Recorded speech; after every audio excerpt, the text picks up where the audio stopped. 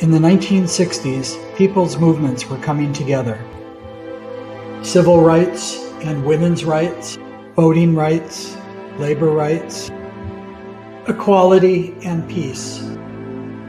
The wealthy and their political allies became deeply concerned about people uniting. Enter Lewis Powell.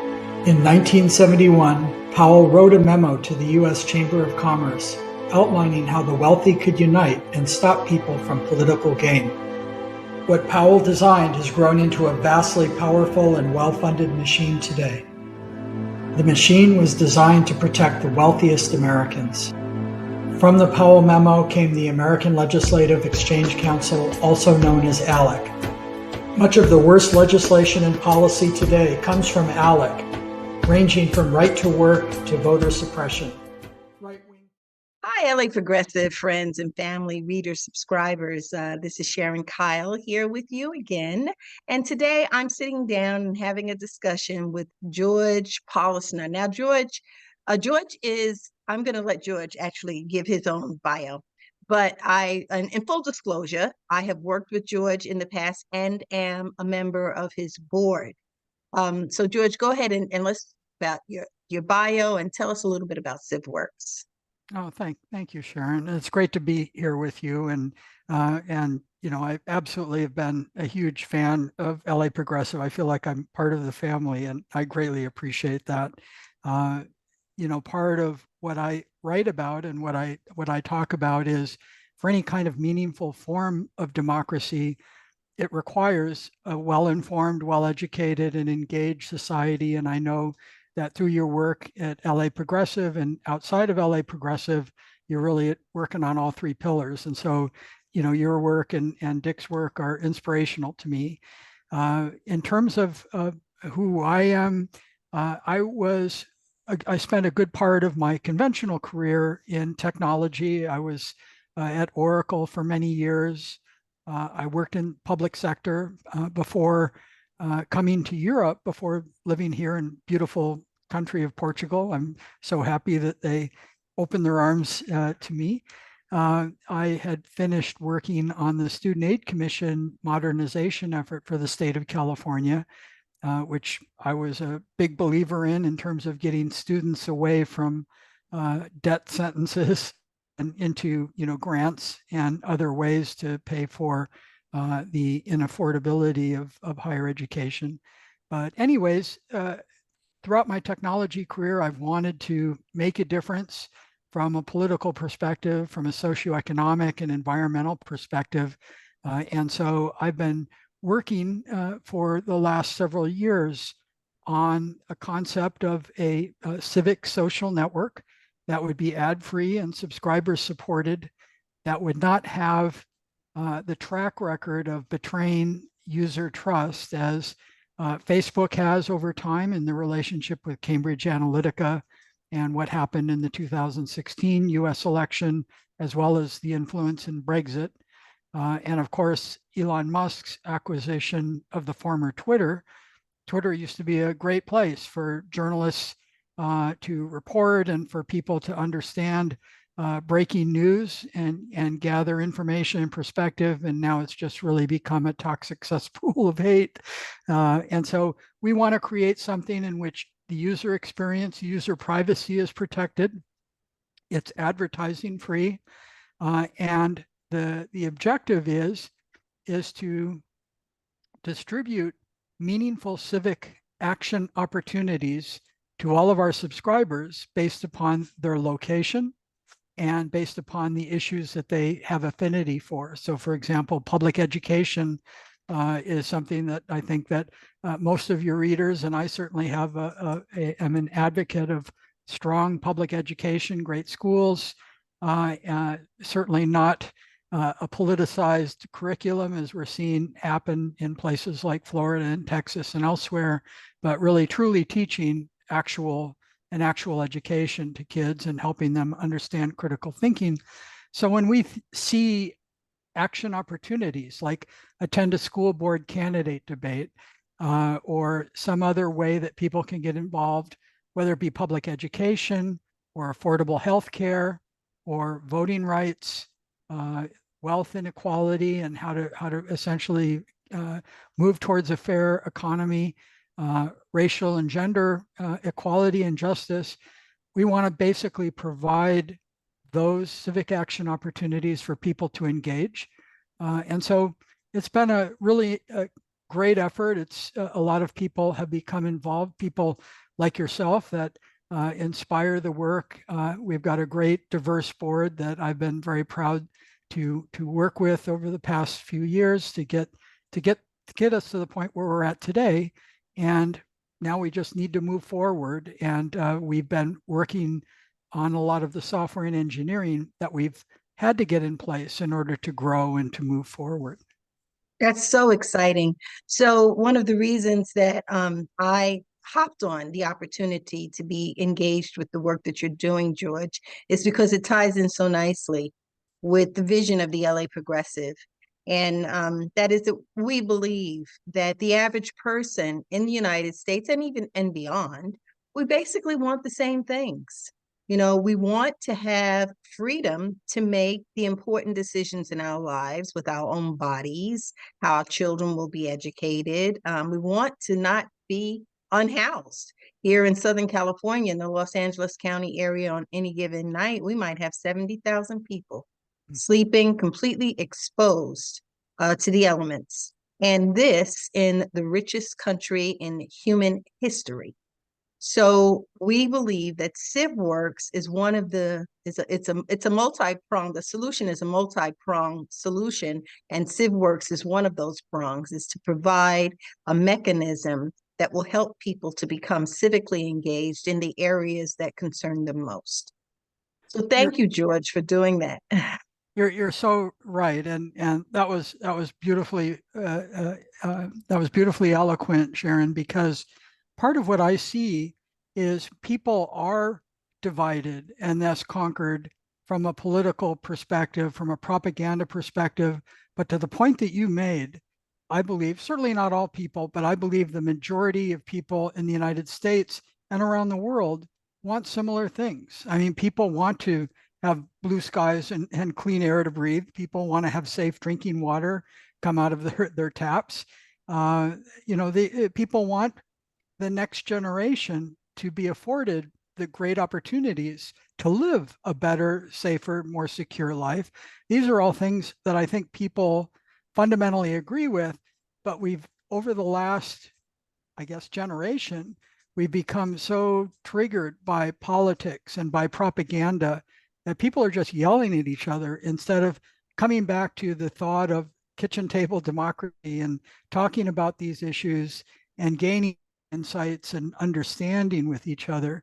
And so that's part of what we want to do. And I'm sure, a lot of your readers are looking at a lot of with concern about the advances in artificial intelligence. I'm certainly concerned about its impact on the economy and labor demand over time in terms of worker displacement and really coming to an inflection point in the economy, global economy, when that labor demand starts to really drop off and wealth continues to be pushed up to the top 1%. There really needs to be mechanisms to help us get to a fair economy for all. And so anyways, I do think people fundamentally have agreements, and we want to use artificial intelligence to do a couple things. One is we want to use it for content moderation to make sure that it's a safe place for people to discuss ideas and concepts, even if they're coming from different political perspectives, and that that dialogue is predicated on fact-based discussions. It's not just, parroting points that people hear from so-called news stations and environments. And so we want to use AI for content moderation. We also want to use artificial intelligence to help guide these discussions, these transpartisan discussions that need to take place to help people get back to reaching lowest common denominator agreements on values, and then being able to codify those agreements in law and policy and civic actions that are effective in terms of driving the changes that we need to drive to address climate, to address, racial inequality, gender issues, voting rights, everything that we see that's been largely under attack since the Powell Memo and the Reagan administration. Absolutely. Now, before we press the record button, you and I were talking a little bit about Project 2025. Do you want to go into that a little bit for our audiences? A couple of times we've had interviews, and Project 2025 and the Heritage Foundation has been touched upon, but not really to the extent that I would like for our readers to know more about Project 2025. So yes, it is over 900 pages that were written by the Heritage Foundation. They had a number of contributors to this document. And what Project 2025 is intended to be is it's intended that should Trump regain the White House in 2025, it's intended to really be like an NFL playbook. Here's what you do on day one. This is what has to happen in each department. We can't rely on experienced career diplomats anymore. We need political appointees that have no experience in diplomacy into positions in the State Department, really across all of the departments. They want folks to basically have a loyalty to conservative ideals, which you can imagine just from a logic perspective is problematic because you're talking about a group of people who don't believe in government. You're talking about a bunch of people that don't believe in regulation and enforcement, providing public services. They all believe that private sector can be far more efficient and effective, being employed to provide public services. I mean, it's really, the idea is very much like a Peter Sellers movie, I think, as opposed to some realistic, comprehensive political playbook. But that's how it's written. That's how it's projected. And when you study it, when you actually go through all of the sections, and the sections really start out with a preamble, and then it talks about the executive offices and personnel decisions through the executive offices. And then it goes department by department. So there's Department of State, there's Health and Human Services, Department of Agriculture. It goes through Department of Defense, Homeland Security. It goes through all of these sections written by people who claim to have expertise in these areas. I found one of the things I found ironically funny was that Peter Navarro is in jail right now. He contributed one of the sections on trade, and I can't stop laughing about that. But anyways, you go through this document, and what becomes very clear is a repeating theme throughout every section. It doesn't matter if it's as different as Department of Defense or Health and Human Services. The core of the document talks about we need traditional Christian family values for everyone. We need to attack China. China is the enemy, and we're not doing enough. Forget about diplomacy. The document literally goes after the word woke and talks about, we've got to take America back from all of these people. The reason that America is in trouble, the reason that our military is in trouble is because of DEI and because of environmentalism. It really talks about the weakening of the federal government. It talks about mechanisms such that Congress can make law and then has traditionally applied this law to the government agencies, and the agency heads have then been, had to work on the regulation and enforcement of the law. And so you have subject matter experts addressing issues related to environmental protection, clean water, clean air, things like that. This document says, no, Congress must actually provide all of the regulatory and enforcement detail. And by doing that, it creates such, if you were to do that, you would create such a barrier to getting anything done. It's clear they don't want any regulation or enforcement. They just want industry to self-regulate, which would be an absolute disaster. I mean, you can see that when fertilizer plants in Texas blow up next to elementary schools. You can see it now in the flooding that's happening in Texas as a result of climate inaction and, you know, the administration of Greg Abbott. And they want to project American exceptionalism everywhere. They say the role of the State Department is to effectively not have a cultural exchange, not to build relationships with other countries. It's to market the American way of life to other cultures. And then finally, if I were to describe what's happening in all of these sections, drill, baby, drill is a recurring theme, that energy security and independence is critical to America's security. And the Biden administration simply isn't doing enough to drill extraction industries, drill in national parklands. And so if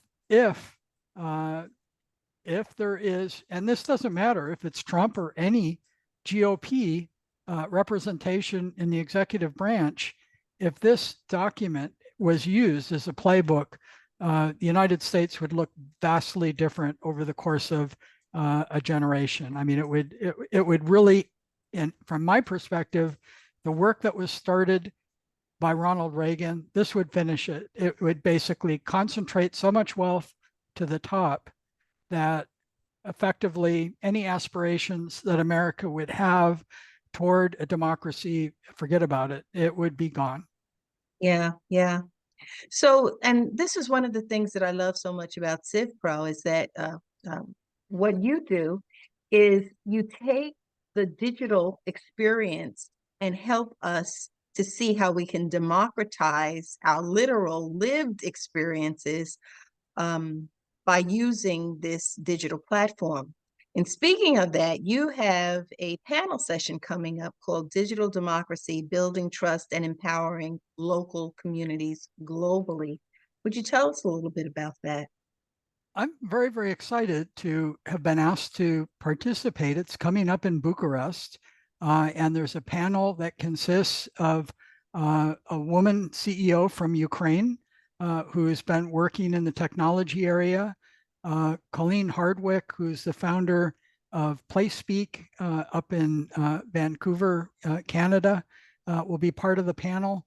A gentleman from Switzerland and another gentleman who's coming to talk about how they're working both offline and online within communities to essentially nurture and drive more participation in civics and in government, whether those decisions are based on, for example, participatory budgeting or participatory democracy.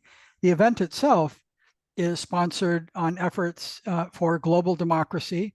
There are a lot of speakers that will be talking about direct democracy and greater participation. And so I'm very excited. I mean, it's just an opportunity here in Europe to meet with a lot of people that are struggling with issues, some of which are very similar to what we're struggling with in the United States, because anytime that you have any kind of global economic retrenchment, which has largely occurred because of Putin's actions in Ukraine and the effect on energy markets, and then inflationary pressures due to really CEO greed in the United States, you have economies that are in trouble. I mean,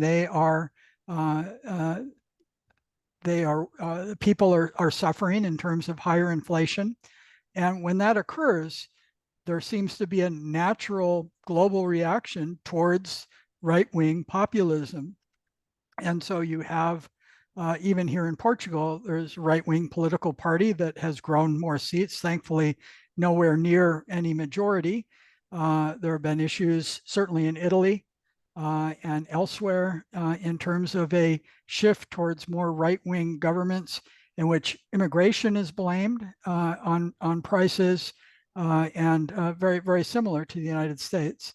And so anyways, it will really be interesting to have discussions as well as participate in a panel to help people. And especially when it comes to trust in digital environments, I think as we spoke about before, when you have media that's consolidated as it is in the United States, it becomes, with a tip of the hat to Noam Chomsky, very easy to manufacture consent. And that same consolidation has been happening in social media. And so for the longest time, people would get their news from broadcast network information and news. That environment consolidated post, fairness doctrine. It's really it's a very changed industry. And we see the same thing happening in social media with Elon Musk's acquisition of Twitter and Mark Zuckerberg and Meta properties. I don't have much optimism about either of them saying, hey, this is really more of a public service as opposed to a business and running it as a utility or something that will benefit society as opposed to just concentrating more wealth to the top and creating more dissension around the world. Because when you look at a lot of the rise of the right wing, there are two fundamental things that they try to do wherever they are. One is the concentration of wealth, because that helps them perpetuate power, and everything else is intended to misdirect. It's intended to distract. I was just having a discussion earlier with someone that said, probably 1% of GOP politicians care one way or another if a woman makes a decision that should just be between herself and her doctor and her family. But it's used as a mechanism to just divide and conquer the flyover parts of the United States. And it's been used successfully, whether we're talking about reproductive rights or we're talking about gun violence prevention, the climate hoax, as they would say. These are all issues that are intended to divide us instead of really having discussions and talking about these issues. And it's just a great hypocrisy on the part of the right wing. So it's all about concentration of wealth and power and distracting us through dividing us. Right, right. So just sort of getting the people out of the way so that those who hold the power and the wealth can go on about the business of accumulating more power That's and right. wealth. That is right. Absolutely. And I'm not anti-wealth as it were. I mean, people that do put money at risk in order to grow businesses or even industries, I respect that. If they have a vision and they actually do create opportunities for a lot of people, the problem becomes after you do that, after you've done something innovative and you've put money at risk, you're then the people that then expend money to undermine the quality of life for all people through political lobbying efforts to do exactly what you just said. They want to accumulate more through wealth transfers. So they're not creating anything anymore. They're just taking from your quality of life, mine, and future generations to accumulate, a couple more summer homes in St. Moritz or wherever they are. Right, right. And that all stems from the basic belief that it is righteous for them to do so.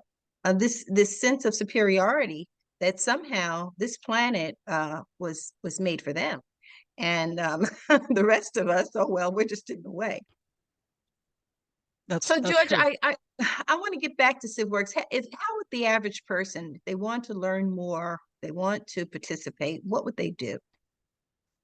Probably the place to start is just going to our static explainer website, which is just CiV Works, CiV.works.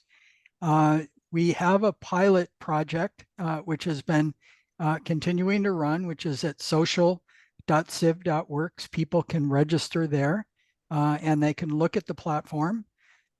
But the place really to start out is CiV.works.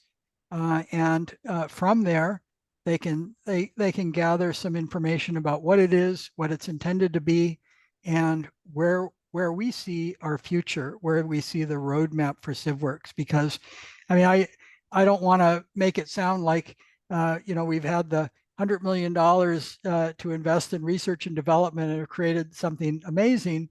What we see is something that we will evolve over time. If people use it, if people become paid subscribers, I mean, we see this as kind of a Netflix for democracy. If people, are able to pay $5 a month, that helps us not only pay for our operating costs for the cloud platforms, but it also gives us a source of revenue that we can then drive into engineering, because the things that we do want to accomplish are not only integrating artificial intelligence, integrating AI to facilitate respectful discussions, to bring people to agreement across political divide, codify those agreements in political action, in legislation, policy, working with their officials. And we want to do things like provide a ubiquitous mechanism to show that when people share news stories, what is the source like of those news stories? Is it coming from Sinclair Broadcasting or Fox News, or is it coming from somebody that really is established, ProPublica or some other entity like LA Progressive, where people can get fact-based, evidence-based information and reporting, especially stuff that they may not see elsewhere. And so we want to there are things that we see as being imperative to strengthen democracy, all along those what we talk about as the three pillars, which are an educated, informed, and engaged society. We want to strengthen all three pillars through what we're doing. Civic actions, when we consider civic actions, it may not just be attend a school board candidate debate. It may not just be register to vote, make a plan to vote. Those are important civic actions for sure, and we want people to do that. But we also want people to click on a 2-minute film, a 2-minute short film that explains what wealth inequality is, a 2-minute film that describes what predatory banks and lending do. One of the things that shows up in Project 2025, the GOP wants to eliminate the Consumer Financial Protection Bureau, which has been really important in terms of payday loans and other predatory lending that has greatly affected impoverished communities across the United States. And so we want people to understand the significance of these things. We want people to understand that a healthcare system that's a profit-based healthcare system, which has caused America to have one of the most expensive systems in the world that produces very mediocre patient results. I think maybe 15th or 17th in the world in terms of our outcomes and results. We want to start helping people understand that other countries have universal care. It's worked. People are able to receive care without having to become bankrupt or without becoming financially dependent upon their families or I mean, the thing that just drives me crazy about an affluent country like America is people that have to run a GoFundMe to get a surgery to keep them alive or something for their children. I mean, it's an outrage. And instead of people being angry about it or outraged, it's like, oh, I guess that's the way it is. We want to help people understand this is not the way it is. This is not normal. It is not normal. I mean, especially when you said that, what came to mind for me is veterans. How many people who have served this country and now are unhoused? We have a Veterans Administration here in West LA that was the property was deeded so that people who served their country would not be unhoused. And this has been tied up in the courts because there are those who want to profit from that West LA property, which is adjacent to Beverly Hills and Bel Air and, some of the priciest parts of LA County. And these people not in my neighborhood, they don't want to have unhoused veterans come in and be residents of this beautiful property when that was what it was there for in the first place. It's Right. just It is an outrage. I mean, we should not be throwing people away. And that's what we don't want to even look at people that are unhoused. We don't want to look at people that are suffering from mental health issues. You and I both know that Reagan not only eradicated the thought of higher education affordability, his impact on mental health, especially in the state of California, was devastating, and we're still paying for it, or we right. should be. Anyways, we don't, but we should be. Well, George, I want to save some of these discussions for future conversations that we'd like to share with the LA Progressive. We're going to be putting up some images of how to get to CiV Works, and we want to continue this discussion. If someone wanted to go to the Digital Democracy, Building Trust and Empowering Local Communities Globally workshop, how would they do that? That is a good question. That is a good question. Well, you You know what? I will send that to you, send and that that to way, me. yes. Yes, and I'll put that link in Or in they, the if they fly to Bucharest and are with us on May 17th, they can catch it live. right.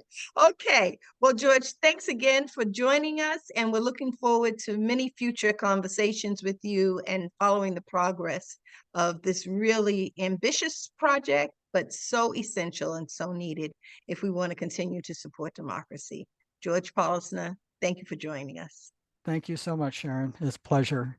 All Thank you righty. for all So you're long. doing. Thank you for sticking Bye. around. If you like the LA Progressive content and the discussions we have here, please consider clicking the subscribe button below and also give us a thumbs up. That helps to grow our audience by feeding the algorithm, which helps to get this content in front of more eyes.